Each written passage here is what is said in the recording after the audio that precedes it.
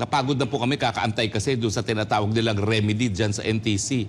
So kami na po sa pulso ng bayan ang dudulog sa Korte Suprema dahil hindi na po kami papayag na masupil 1 minuto pa ang aming karapatan ng malayang pananalita at malayang pamamahayag. Bakit mo kami pinasara dito sa SMNI? Di ba? Dahil na-insulto ka doon sa tanong, ay tanong lang naman yun. Bakit hindi ka makipagdebate? Bakit mo ginagamit ang kapangyarihan para supilin ang mga walang kalaban-laban? Yun ang akala mo. Ang akala mo, palibasa kami, ay SMNI lamang, hindi kami tatayo at hindi kami lalaban sa isang Romualdez na pinsan ng presidente. Nagkakamali ka. Dahil hindi lang po SMNI ang lalaban. Unang-una, narariyan po ang saligang batas na gusto ninyong babuyin na nagbibigay karapatan sa SMNI. At magkikita po tayo sa hukuman. Napagod na po kami kakaantay kasi doon sa tinatawag nilang remedy dyan sa NTC.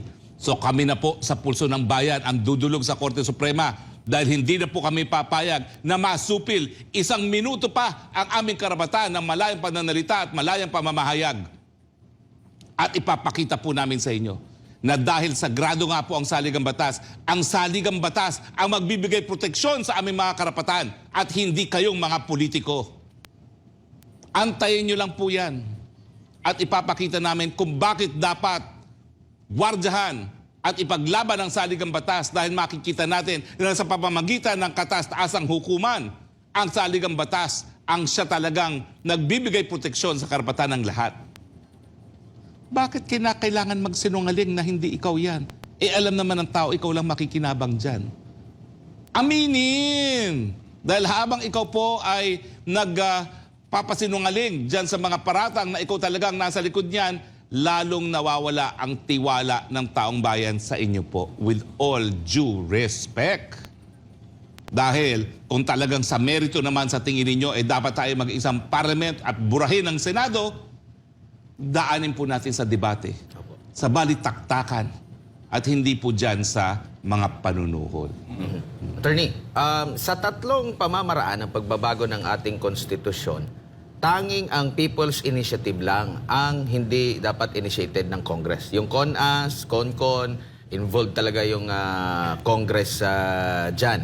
At nangyari, nababastos itong mataas na kapulungan ng ating Kongreso ukol dyan. Nabababoy. Nabababoy.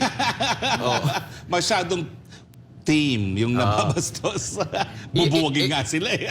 itong pahayag ni Ronald Bato de la Rosa, ang ating senador, nagsabi siya, nag-real talk siya, maraming lumapit sa kanya na mga kongresista din. At naintindihan niya dahil survival. Dahil nga siguro, hindi ko lang alam. Budget. Ginigipit ba? Kasi budget season nun wala silang budget. Maliban sa kanya, marami na rin nakapagsabi na mga mambabatas din.